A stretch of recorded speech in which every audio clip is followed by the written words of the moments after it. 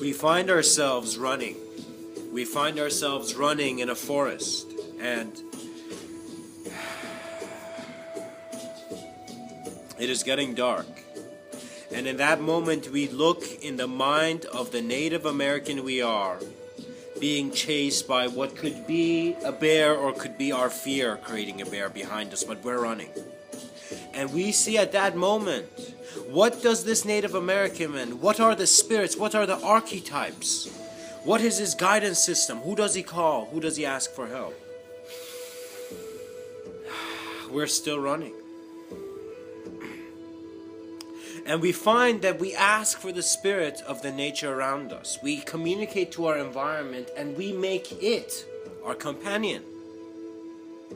And so we call the spirit of the eagle, and we call the spirit of the lion. We call the spirit of the wolf.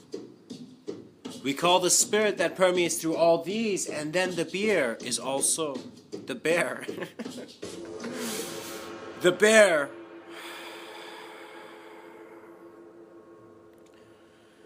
is also stopped by all the guidance and ancestry, and the spirit of nature takes your fear away.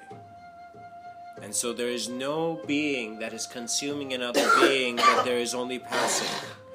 And we find that we're still running. You find that in your mind, when you look at reality, it might not be clear. And you might find that you're playing with an illusion because you can look through it, but looking through something does not make it elusive. We find that others try to dictate how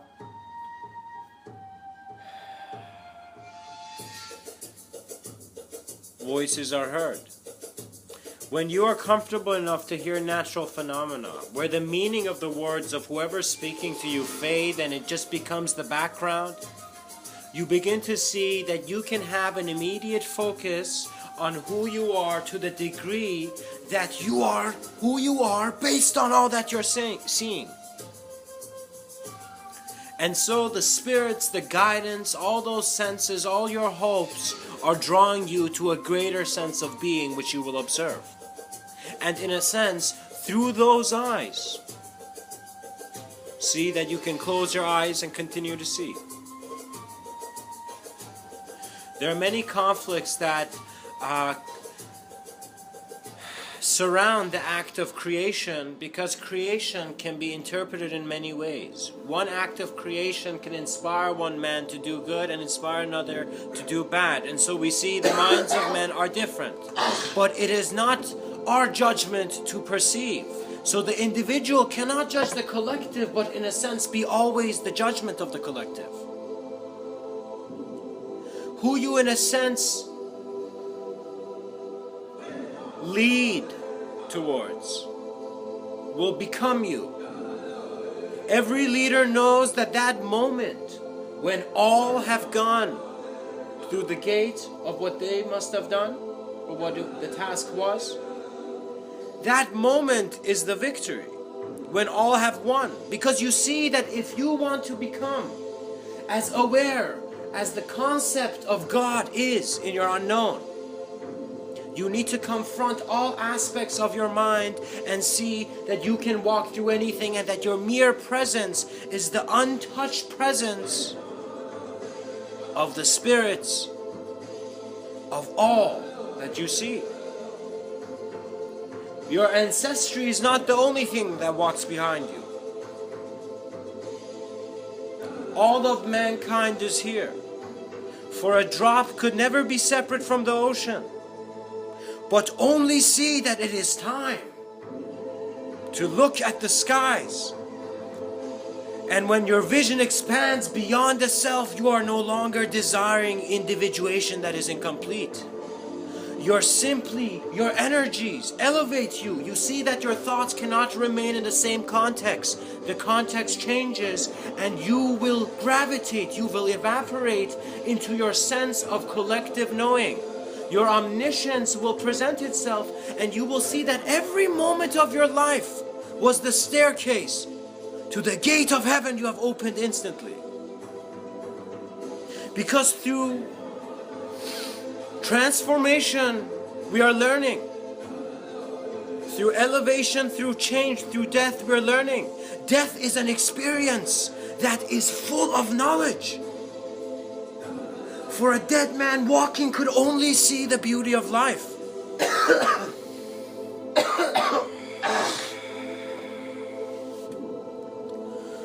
Once you see that the leader is leading all those factors, all those people who he cannot control but only communicate a greater vision to, in that movement, the river knows that it is leading to a fall, but it continues on.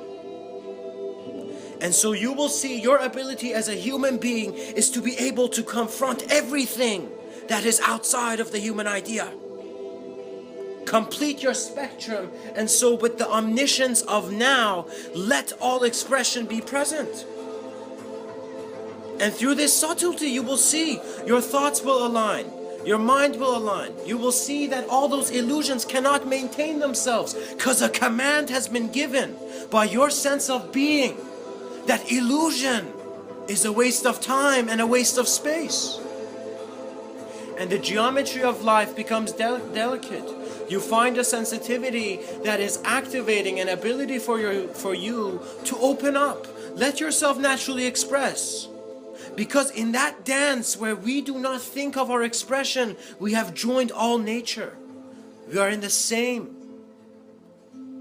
harmony.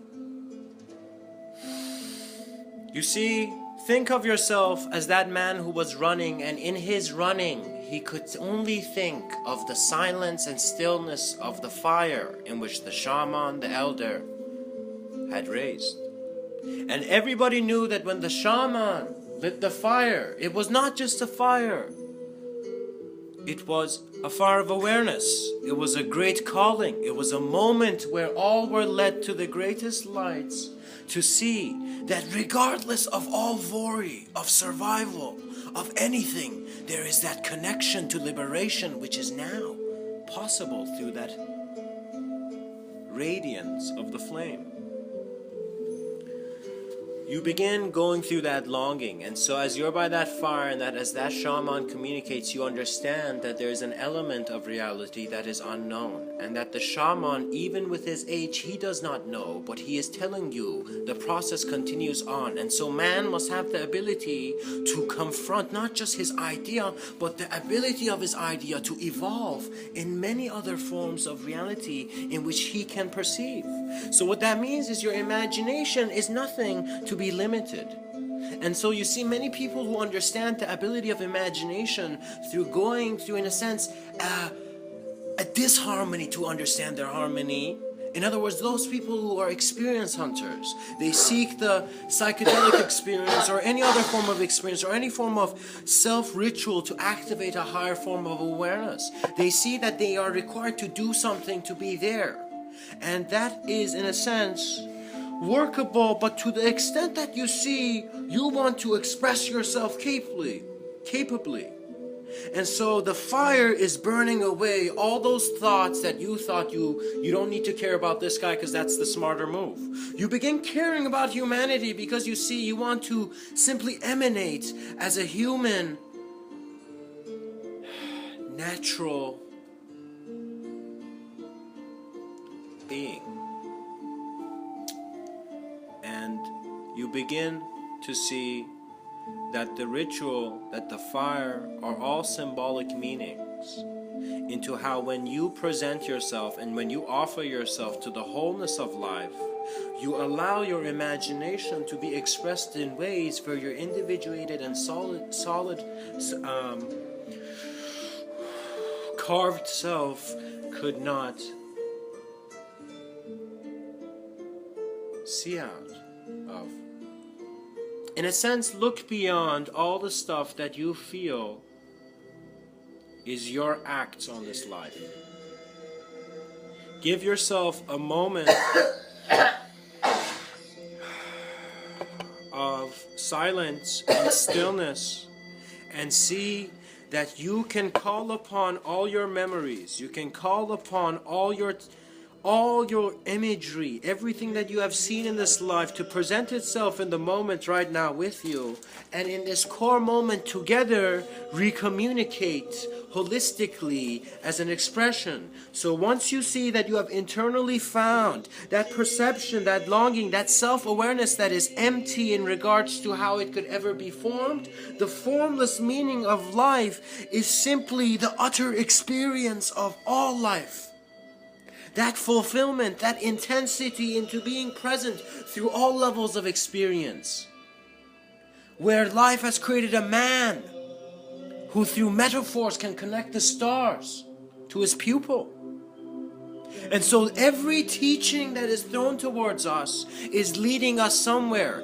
Once you bring everything that you were ignoring, once you allow everything that life is to be present with you, and you allow yourself to stand in the same room, you then together look up and dissolve into a greater inspiration. For what inspires man unites man. It shows that other men have value in their life. They must contribute to the greatest goals. Because spirituality is simply man seeing why he's alive. And when he sees why he's alive, all life is expressed within the moment. And you see that reality is simply your ability to confront change. And as you confront infinite change, you become an omniscience that never changed. Your eternal qualities emanate by your natural presence to be here. Spirit is present. The man in the woods who was running from fear, begins to stop. He confronts the bear. He looks him in the eyes. And so in the stillness of his being, before the battle is even fought, fear has faded because he was never there. And in an instant, reality can be captured in a moment.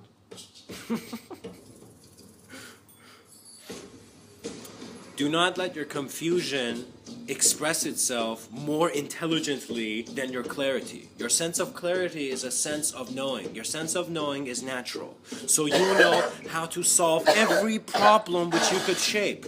You know exactly how those puzzle pieces look. So allow your mind to also naturally come up with the answer as it has naturally attracted the problem. Okay.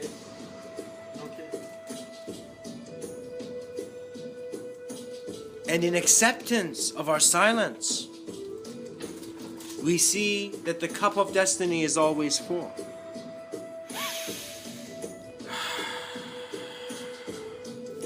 Much blessings. For in the fires where form is turned into ash,